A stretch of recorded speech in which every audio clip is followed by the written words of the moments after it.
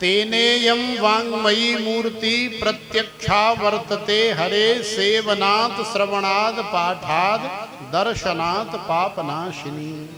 श्रीमद् भागवत कह रही है कि ये जो कथा आप देख रहे हैं या सुन रहे हैं, ये वास्तव में कोई ग्रंथ नहीं है, कोई पोथी नहीं है, कोई पुस्तक नहीं है, कोई पत्रा नहीं है, अपितु तेनेयं वाङ्मयी मूर्ति। जैसे पति के वामांग में पत्नी बैठी होती है, तो यदि हम किसी के पति का सत्कार कर रहे हैं तो हमें उसकी पत्नी का भी सत्कार करना चाहिए। यदि केवल पति का सत्कार, पति से राम राम कर ली और वामांग माने वाम पार्श्व में बैठी हुई यदि पत्नी की तरफ देख करके उसका अभिवादन नहीं किया तो महाराज वो नाराज हो जाएंगी, और वो नाराज हो जाएंगी तो फिर पति को ऐसी गोली देंगी, ऐसी गोली देंगी कि फिर आपका संबंध उसके साथ ज्यादा दिन तक चलने वाला या टिकने वाला नहीं है। इसलिए तेनेयं वाङ्मयी मूर्ति, ये जो श्रीमद् भागवत की कथा है, ये साक्षात श्री कृष्ण की वाङ्मयी मूर्ति है। माने भगवान वाणी के माध्यम से प्रविष्टः कर्णरंध्रेण स्वानाम भाव सरोरुहम धुनोति समलम कृष्णः सलिलस्य यथा शरत्। भगवान श्री कृष्ण ही भागवत कथा के शब्दों के माध्यम से, वाणी के माध्यम से हमारे कान में हो करके हमारे हृदय में प्रविष्ट होते हैं।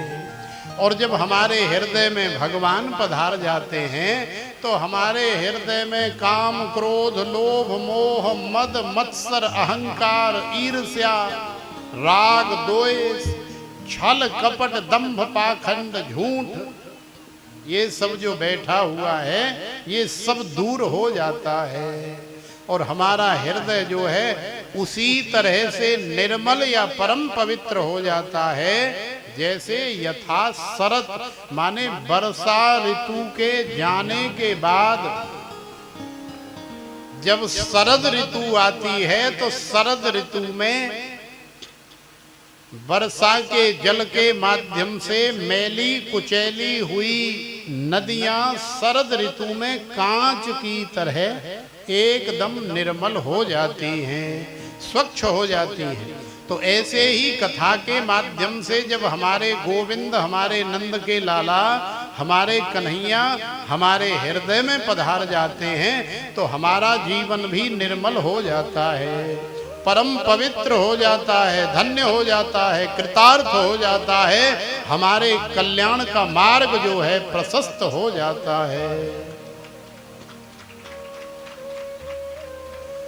जीवन बहुत सुंदर है, जीवन बहुत सुंदर है, लेकिन क्या करूं मुझे जीना नहीं आता। जीवन बहुत सुंदर है लेकिन क्या करूं मुझे जीना नहीं आता। मेरे गोविंद की भागवत कथा में बहुत रस है लेकिन क्या करूं महाराज मुझे पीना नहीं आता। इरादे रोज बनते हैं मगर टूट जाते हैं, इरादे रोज बनते हैं मगर टूट जाते हैं। हमारे श्री अविनाश दास जी महाराज की कथा में वही आते हैं जिन्हें हमारे बांके बिहारी बुलाते हैं, जिन्हें हमारे रमण बिहारी बुलाते हैं, क्योंकि भगवान की कृपा के बिना बिनु सतसंग विवेक न होई, राम कृपा बिनु सुलभन सोई। भगवान की कृपा के बिना तो संभव ही नहीं है कि तुम्हें सत्संग की प्राप्ति हो जाए, तुम्हें किसी संत महापुरुष की प्राप्ति हो जाए। भगवान की कृपा के बिना ये सब संभव नहीं है। तो निश्चित ही इस कथा में वही आएंगे जिनके ऊपर भगवान की कथा कृपा है, और जो नहीं आ पाएंगे उनके ऊपर भागवत भगवान की कृपा नहीं है, क्योंकि भगवान नहीं चाहते कि ये हमारी कथा सुनने के लिए आए। तो जिन जिन पर भगवान की विशेष कृपा होगी वो अवश्य इस कथा रूपी गंगा में आचमन करने, स्नान करने, अवगाहन करने अवश्य पधारेंगे। अभी तो शुभारंभ है, पूरे 7 दिन तक ये गंगा बहती रहेगी, इसका आनंद हम लोग लेते रहेंगे। इंसान घर बदलता है, दोस्त बदलता है, अपना लिबास भी बदलता है, यहाँ तक कि सुखी रहने के लिए वो अपनी पत्नी भी बदल देता है। एक एक नहीं, अरे भैया अमेरिका, कनाडा और इंग्लैंड में तो 10-10, 20-20 भी बदल देते हैं। क्यों बदलते हैं? ताकि मैं सुखी रहूं। ये मुझे सुखी नहीं रहने देती, ये मेरे बहुत प्राण खाती है, ये बहुत खून पीती है, दिन भर चबर चबर चबर चबर खोपड़ी खाती ही रहती है।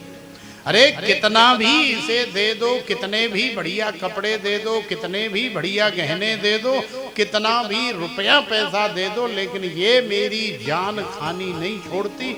इसलिए अब मैं इसे चेंज कर दूंगा, बदल दूंगा, ताकि मैं सुखी हो जाऊं। तो इंसान घर बदलता है, किस लिए? सुखी होने के लिए। छोटे से बड़ा गाड़ी भी बदलता है, छोटी से बड़ी, मित्र भी बदलता है। पहले गरीब दोस्त थे, मित्र थे, अब बड़े बड़े लोगों से मित्रता करता। किस लिए? मैं सुखी हो जाऊं। कपड़े भी बदलता है, पहले साधारण पहनता था, बढ़िया सफारी सूट पहनता। तो इंसान घर बदलता है, दोस्त मित्र बदलता है, गाड़ी घोड़ा भी बदलता है, और यहाँ तक कि जो नहीं बदलना चाहिए, माने पत्नी कभी नहीं बदलनी चाहिए। हमारी सनातन संस्कृति में तो देखो भैया कितना आनंद है कि 7 फेरे इसीलिए लिए जाते हैं कि एक जन्म नहीं, पूरे 7 जन्म तक तुम्हारा पीछा नहीं छोड़ूंगी। जो चली जाती है ना दो चार बातों में गुस्सा हो करके, वास्तव में वो पत्नी नहीं। पत्नी तो पति चाहे कितना भी मारे, कितनी भी गाली दे, कितना भी अत्याचार करे, पत्नी जो है उसे अपने अनुकूल बना ही लेती है। पत्नी वही है जो अपने पति को पतित होने से बचाए, माने गिरने से बचाए। यदि तुम पत्नी धर्म लेकर के उसके साथ बंधी हो तो ठीक है, थोड़ा बर्दाश्त करो, थोड़ा सुनो, उल्टी सीधी सुनो, साल भर सुनो, 2 साल सुनो, 4 साल सुनो, आखिर उसे भी एक दिन शर्म आएगी, उसे भी शर्म आएगी, उसे भी ये ज्ञान होगा कि यार मैं कितने सालों से बकवास किए जा रहा हूँ, और ये है बेचारी जो पलट के कभी एक बार भी प्रत्युत्तर नहीं देती। हमेशा गलती मेरी होती है, लेकिन डांटता मैं इसको हूँ। तो थोड़ी बर्दाश्त करो। पत्नी वही है जो अपने पति को पतित होने से, गिरने से, गड्ढे में जाने से बचाए।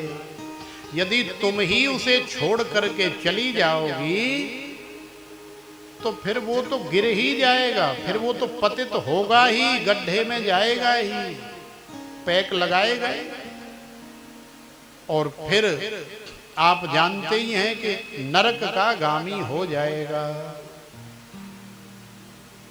तो इंसान पत्नी भी बदलता है कि मैं सुखी हो जाऊं।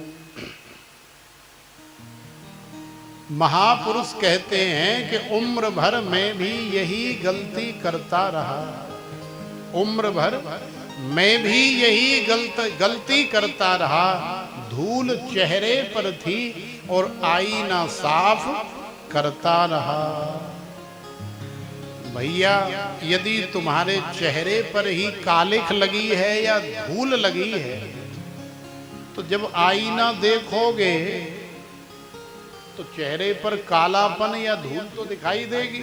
अब तुम सोचो कि दोष शीशे में है और शीशे को खूब रगड़ रगड़ के पसीना पसीना हो जाओ और फिर देखो तो फिर भी तुम्हें कालिक या धूल दिखाई देगी। तो जब कथा में आओगे, सत्संग में आओगे, तो तुम्हें पता लगेगा कि धूल चेहरे पर थी और मैं जीवन भर आईना साफ करता रहा सुंदर दिखने के लिए।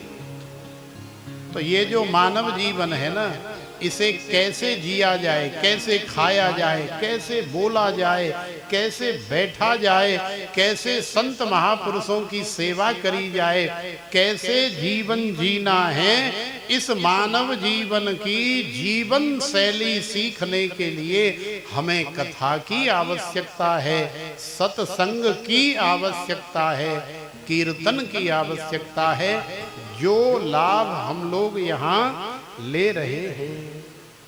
तो मानव जीवन को धन्य बनाने के लिए कथा का श्रवण हो रहा है। तो आइए, आज बहुत ज़्यादा कथा तो हम नहीं करेंगे, क्योंकि आज बहुत सारी तैयारियां और बहुत सारे कार्य प्रथम दिवस में होते हैं, वो सब पूरे लगभग हो ही गए हैं। और जो छोटी मोटी कोई कमी रह गई होगी तो उसे आज शाम को पूर्ण कर लिया जाएगा। और कल से फिर ठीक 11 बजे से 3 बजे तक 4 घंटे कथा का आनंद होगा।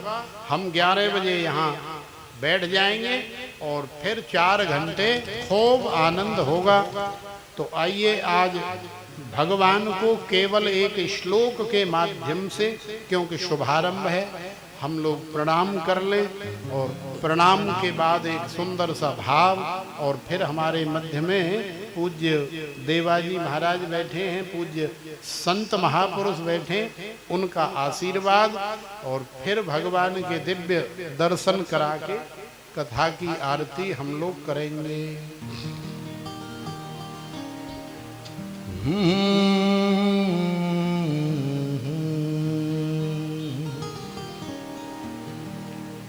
सच्चिदानंद रूपाय विश्वोत्पत्त्यादि हेतवे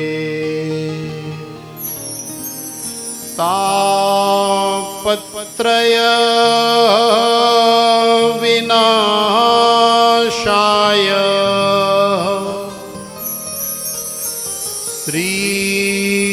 कृष्णाय वयं नुमः।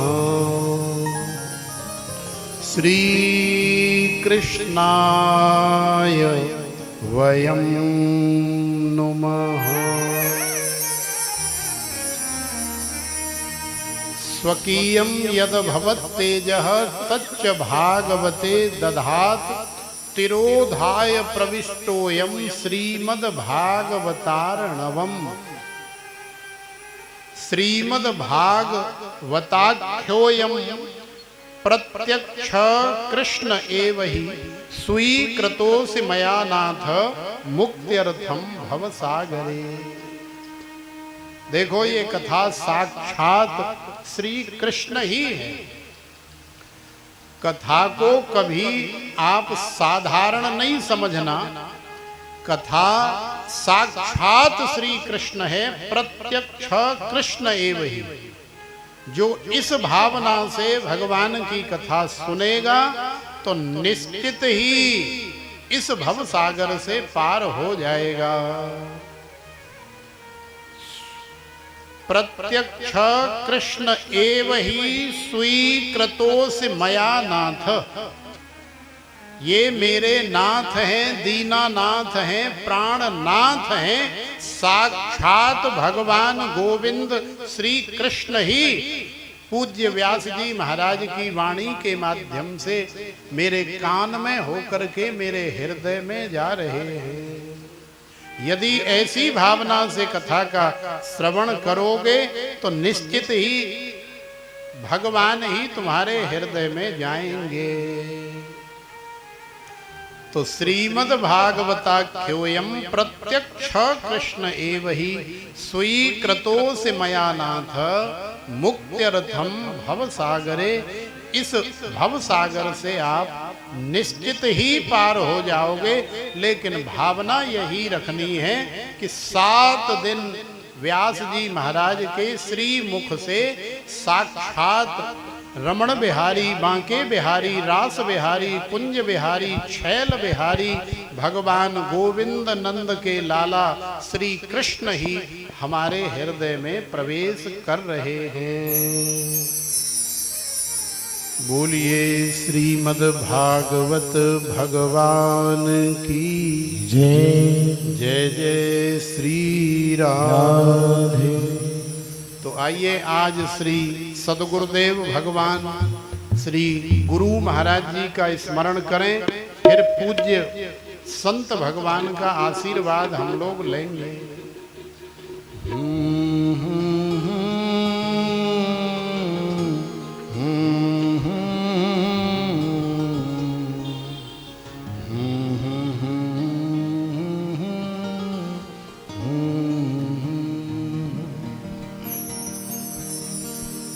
हो मेरे सतगुरु तेरी नौकरी सबसे अच्छी है सबसे खरी। मेरे सतगुरु तेरी नौकरी सबसे अच्छी है सबसे खरी। गुरु तेरी नौकरी सबसे अच्छी है सबसे खरी। मेरे सतगुरु तेरी नौकरी सबसे अच्छी है सबसे खरी। मेरे गुरुवर तेरी नौकरी सबसे अच्छी है सबसे खरी। हो मेरे गुरुवर तेरी नौकरी सबसे अच्छी है सबसे खरी।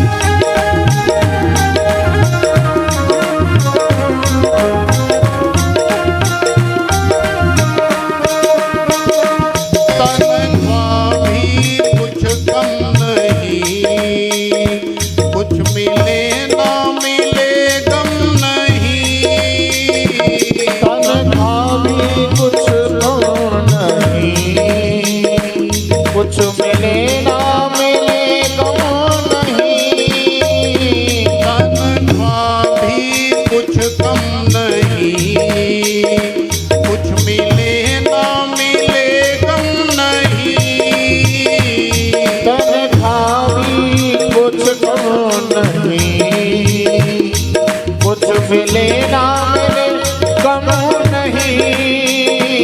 ऐसी होगी कहाँ दूसरी, सबसे अच्छी है सबसे खरी। ऐसी होगी कहाँ दूसरी, सबसे अच्छी है सबसे खरी। मेरे सतगुरु तेरी नौकरी, सबसे अच्छी है सबसे खरी। वो मेरे सतगुरु तेरी नौकरी, सबसे अच्छी है सबसे खरी।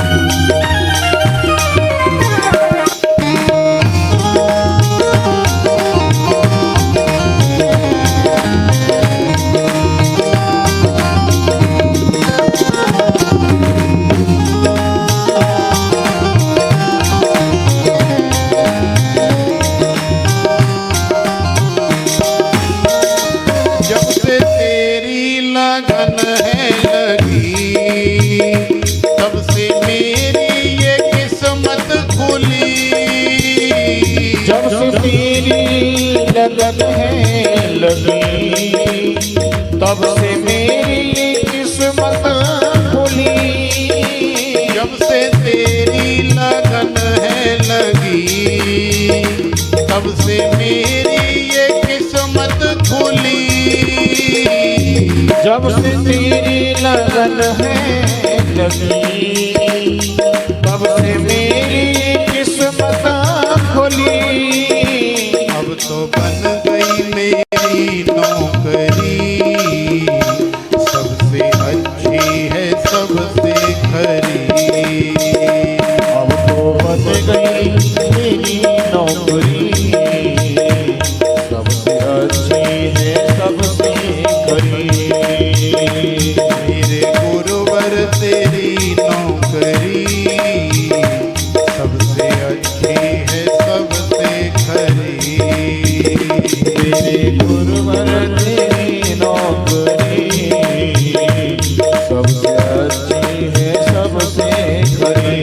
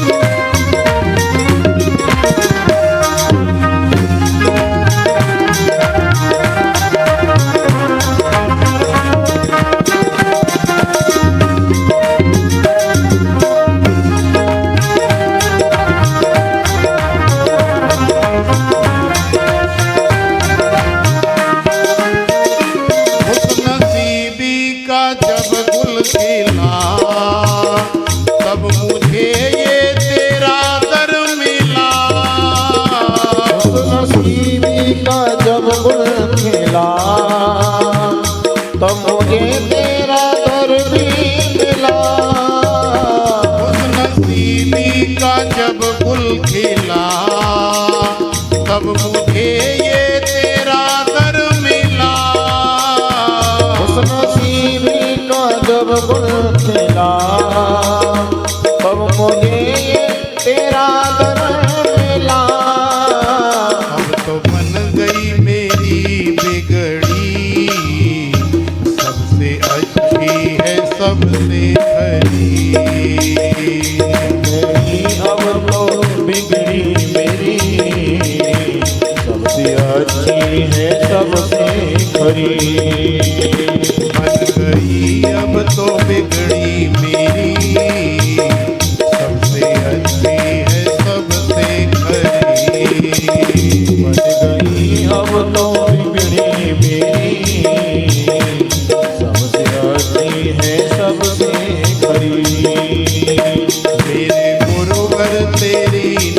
नौकरी सबसे अच्छी है सबसे खरी। मेरे सतगुरु तेरी नौकरी सबसे अच्छी है सबसे खरी।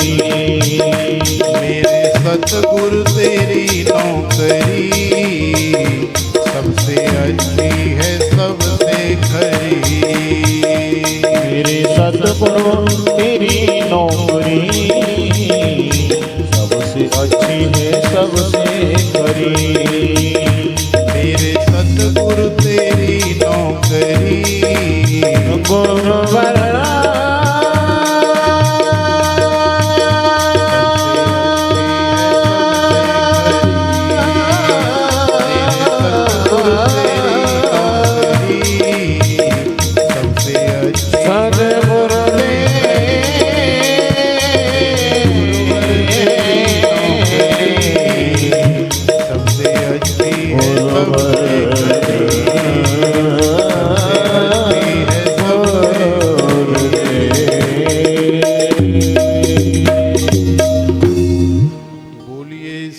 सद्गुरुदेव भगवान की जय। जय श्री राधे श्याम।